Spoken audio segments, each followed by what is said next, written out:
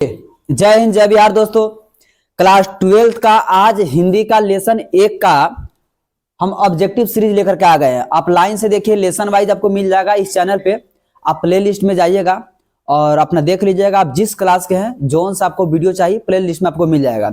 अगर जो वीडियो आपके लिए नहीं अवेलेबल है वहाँ पे आप जिस क्लास के है, अगर उसका ऑब्जेक्टिव नहीं अवेलेबल है, जैसे क्लास 10th का हो या 12th का, तो आप कमेंट कीजिएगा वीडियो पे, हम वह चैप्टर बना करके आपके लिए डाल देंगे। तो समय को व्यर्थ न करते हुए हम लोग डायरेक्ट टॉपिक पे आते हैं।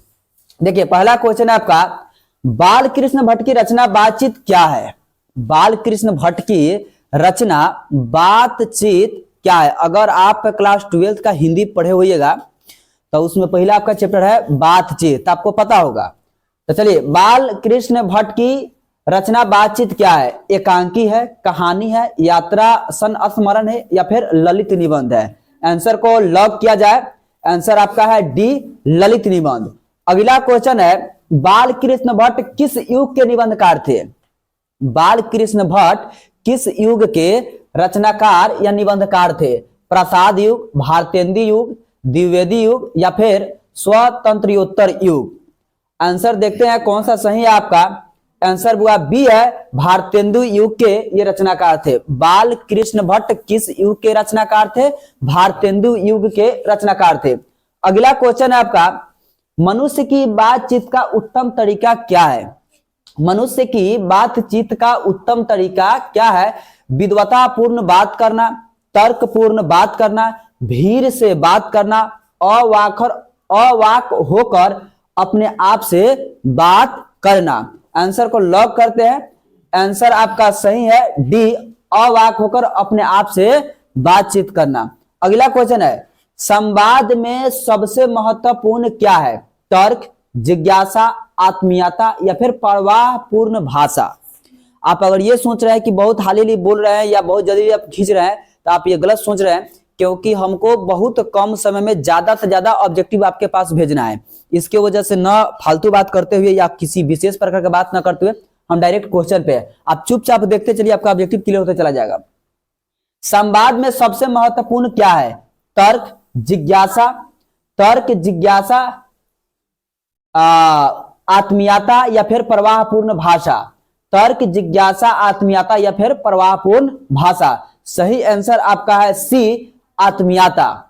संवाद में सबसे महत्वपूर्ण क्या है? तो आत्मीयता है। अगला क्वेश्चन है, बाल कृष्ण भट्ट का जन्म हुआ था। बाल कृष्ण भट्ट का जन्म कब हुआ था? क्वेश्चन है 23 जून 1844 को, 23 जून 84 को, 44 को और 20 जुलाई 1902 को, 18 दिसंबर 1934 को। बाल कृष्ण भट्ट का जन्म कब हुआ था? लेखक का परिचय दिया जाता है।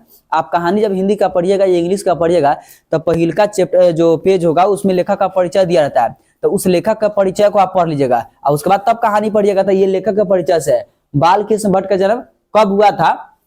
तो सही आपका आंसर यहाँ पे दिया गया है बी, 23 जून 1844 को हुआ था। बाल कृष्ण भट्ट का जन्म कब हुआ था? 23 जून 1844 को।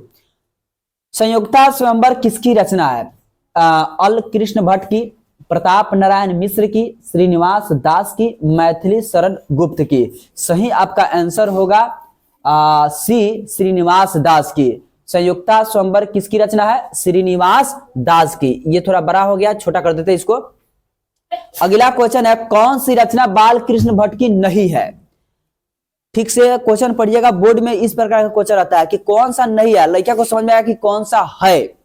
तो बाल कृष्ण भट्ट की कौन सी रचना इसमें से नहीं है? नूतन ब्रह्मचारी, 100 अजान एक सुजान, सद्भाव का अभाव या फिर परीक्षा गुरु? तो सही आपका आंसर इसमें है डी, परीक्षा गुरु बाल कृष्ण भट्ट की रचना नहीं है। अगला क्वेश्चन है, कौन सी रचना बाल कृष्ण भट्ट की है? इसके पहले क्वेश्चन था नहीं है, ये क्वेश्चन है बाल कृष्ण भट्ट की है। तो रेल का विकट खेल, कछुआ धर्म, रेणुका या फिर प्राच्य विद्या? कौन सा इसमें से बाल कृष्ण भट्ट की रचना है? तो आंसर आपका सही ए है, रेल का विकट खेल बाल कृष्ण भट्ट लिखे थे। अगला क्वेश्चन देखिए कौन सा है, बाल कृष्ण भट्ट ने कौन सा मासिक पत्र निकाला था? बाल कृष्ण भट्ट ने कौन सा मासिक पत्र निकाला था। क्वेश्चन आपका है प्रताप, कर्मवीर, हिंदी प्रदीप या फिर जयोत्सना। आपका सही आंसर होगा सी, हिंदी प्रदीप को बाल कृष्ण भट्ट ने निकाला था। किस पत्रिका को बाल कृष्ण भट्ट ने निकाला था? तो हिंदी प्रदीप को बाल कृष्ण भट्ट ने निकाला था। अगला क्वेश्चन आपका है बातचीत किस विद्या की रचना है? बातचीत किस विद्या की रचना है? आलोचना, गीत, शोध या फिर निबंध की है? तो सही आपका आंसर होगा डी, निबंध की है। किस विद्या की है? निबंध की है। अगला क्वेश्चन है रॉबिन्सन क्रूसो, यहाँ पे क्रूसो नहीं क्रूसो होगा। रॉबिन्सन क्रूसो ने 16 वर्षों के उपरांत किसके मुख से एक बात सुनी? रॉबिन्सन क्रूसो ने 16 वर्षों के बाद किसके मुख से एक बात सुनी थी? वह व्यक्ति था फ्राइडे, संडे, एडिसन या फिर स्टील। तो आपका सही आंसर होगा ए, फ्राइडे के मुख से 16 वर्षों के उपरांत एक बात सुनी थी। किसने? रॉबिन्सन क्रूसो ने। अगला क्वेश्चन आपका बातचीत शीर्षक निबंध के निबंधकार कौन है? बातचीत शीर्षक निबंध के निबंधकार कौन है? तो सही आपका आंसर देखिए कौन है? जयप्रकाश नारायण, मोहन राकेश, नामवर सिंह या फिर बाल कृष्ण भट्ट। तो आपका सही आंसर होगा बाल कृष्ण भट्ट। अगला क्वेश्चन है बातचीत के माध्यम से बाल कृष्ण भट्ट क्या बतलाना चाहते हैं? बातचीत के माध्यम से बाल कृष्ण भट्ट क्या बतलाना चाहते हैं? बातचीत की शैली, भाषण की शैली, संवाद की शैली या फिर इनमें से कोई नहीं। तो आपका सही आंसर होगा ए, बातचीत की शैली। बाल कृष्ण भट्ट बातचीत के माध्यम से क्या बतलाना चाहते हैं? तो बातचीत की शैली। अगला आपका क्वेश्चन है भट्ट जी को किसने अंग्रेजी साहित्य के एडिशन और स्टील के श्रेणी में रखा? भट्ट जी को यानी कि बाल कृष्ण भट्ट को किसने अंग्रेजी साहित्य के एडिशन और स्टील के श्रेणी में रखा? तो आपका सही आंसर देखिए हजारी प्रसाद द्विवेदी ने, डॉक्टर नागेंद्र ने या रामचंद्र शुक्ल ने या फिर रामविलास शर्मा ने। तो आपका सही आंसर है सी, रामचंद्र शुक्ल ने बाल कृष्ण भट्ट को अंग्रेजी साहित्य का एडिशन और स्टील कहा था। किसने कहा था? रामचंद्र शुक्ल ने। फिर कह रहा है कि बाल कृष्ण भट्ट का निवास स्थान कौन सा है? बाल कृष्ण भट्ट का निवास स्थान यानी कि उनका घर कहाँ है या कौन सा है? लखनऊ उत्तर प्रदेश में है, इलाहाबाद उत्तर प्रदेश में है, मथुरा उत्तर प्रदेश में है या फिर वाराणसी उत्तर प्रदेश में है? तो आपका सही आंसर बी, इलाहाबाद उत्तर प्रदेश में, जो कि आज प्रयागराज के नाम से जाना जाता है। अगला क्वेश्चन आपका ये बाल कृष्ण भट्ट ने किस पत्रिका का संपादन किया था? बाल कृष्ण भट्ट ने किस पत्रिका का संपादन किया था? ऑप्शन आपका है आर्यावर्त, हुंकार, हिंदी प्रदीप, पंजाब केसरी। तो सही आपका आंसर होगा सी, हिंदी प्रदीप नामक पत्रिका का संपादन बाल कृष्ण भट्ट ने किया था। अगला आपका क्वेश्चन है बाल कृष्ण भट्ट ने हिंदी प्रदीप नामक मासिक पत्रिका निकालना कब प्रारंभ किया? यानी कि किस सन में बाल कृष्ण भट्ट ने हिंदी प्रदीप नामक पत्रिका का संपादन किया था, यानी कि निकालना प्रारंभ किया था, निकालना प्रारंभ किया था? 1877 में, 1888 में या फिर 1890 ईस्वी में या फिर 1894 ईस्वी में? तो आपका सही आंसर है ए, 1877 ईस्वी में हिंदी प्रदीप नामक पत्रिका का संपादन किया था। किसने? बाल कृष्ण भट्ट ने। अगला आपका क्वेश्चन है कौन सी रचना लिखा है? ये गलत है, रचना होगा। कौन सी रचना बाल कृष्ण भट्ट द्वारा रचित नहीं है? यानी कि इसमें से कौन सा ऐसी रचना है जिसको बाल कृष्ण भट्ट ने नहीं लिखा था? तो पद्मावती, रेणु संहार या मेघदूतम या फिर मेघनाथ का वध, यानी कि मेघनाथ वध। तो आपका सही आंसर इसमें देखिए कौन सा है? सी, मेघदूतम को श्री बाल कृष्ण भट्ट ने नहीं लिखे।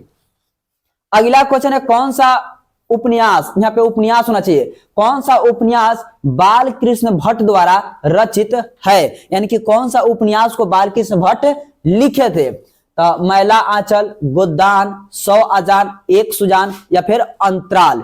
इसमें से बाल कृष्ण भट्ट किसको लिखे थे? सी, 100 अजान एक सुजान उपन्यास को बाल कृष्ण भट्ट ने लिखा था। अगला क्वेश्चन है आपका नाटक के प्रारंभ में होने वाले मंगल पाठ को क्या कहा जाता है? नाटक जब शुरू होता है तो उस समय मंगल पाठ होता है, तो उस मंगल पाठ को हम किस नाम से जानते हैं? तो उस मंगल पाठ को क्या भजन कहते हैं, या फिर नांदी पाठ कहते हैं, मंगला आचरण कहते हैं, या फिर उसको आरती कहते हैं? तो आपका सही आंसर होगा बी, नंदी पाठ के नाम से उसको जानते हैं। अगला क्वेश्चन आपका, रॉबिन्सन क्रूसो को कब तक मनुष्य का मुख देखने को नहीं मिला था? रॉबिन्सन क्रूसो कितने वर्षों तक मनुष्य का मुख नहीं देखे थे?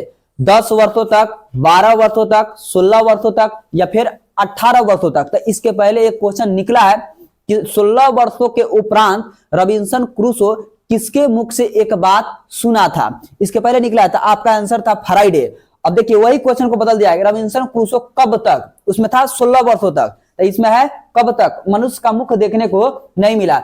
ऑप्शन आप देख लीजिए कौन सा है, सी, 16 वर्षों तक। आंसर आपका सी सही है, 16 वर्षों तक रॉबिन्सन क्रूसो को मनुष्य मुख देखने को नसीब नहीं हुआ था।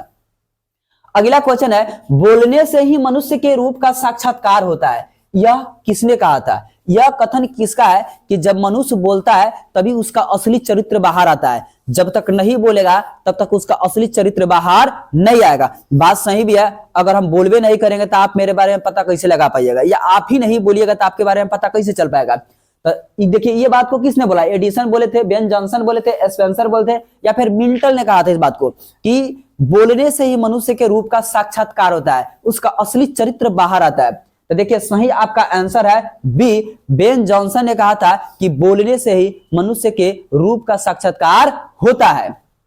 अगला है, असल बातचीत सिर्फ 2 व्यक्तियों में ही हो सकती है, यह किसका मत है? असल बातचीत सिर्फ 2 व्यक्तियों में ही हो सकती है।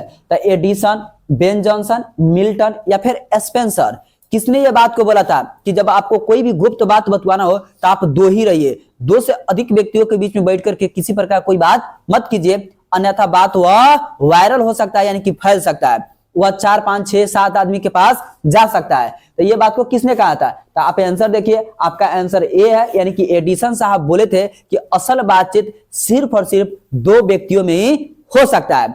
अगला क्वेश्चन है आपका, एडिसन के अनुसार असल बातचीत कितने लोगों के बीच में हो सकती है? तो अभी तो बोला गया था कि असल बातचीत सिर्फ 2 व्यक्तियों में हो सकता है, ये बात किसने कहा था? तो एडिसन साहब। अब फिर कह रहा है कि एडिसन के अनुसार असल बातचीत कितने व्यक्तियों के बीच में हो सकता है? तो 2, आंसर आपका ए सही है, 2 व्यक्तियों के बीच में असल बातचीत आपका हो सकता है।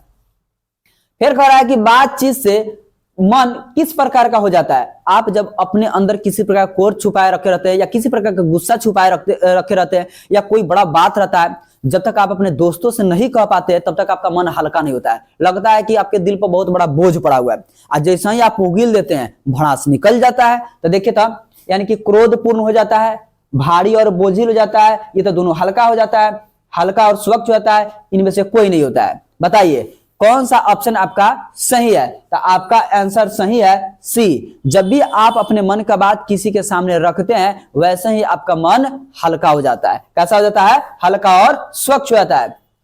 किसके न होने से सृष्टि गूंगी प्रतीत होती? गूंगी के मतलब बोलने वाला नहीं, तो वाक शक्ति के न होने से सृष्टि ये कैसा प्रतीत होता? गूंगी प्रतीत होता। आप किसी के सामने ना कुछ कह पाते और ना ही किसी की बात सुन पाते। जाहिर सी बात है, पूरा दुनिया अगर गूंगा हो जाए, बता हो जाए, ना वो कहेगा ना आप सुनिएगा। तो देखिए किसके न होने से सृष्टि गूंगी प्रतीत होती है? तो श्रवण शक्ति, श्रवण मतलब सुनने वाली शक्ति, वाक शक्ति, दिव्य शक्ति, या स्मरण शक्ति। स्मरण शक्ति का मतलब होता है याद करने की क्षमता। तो सही आपका आंसर देखिए कौन सा है? बी, यानी कि वाक्य शक्ति, यानी कि बोलने की क्षमता।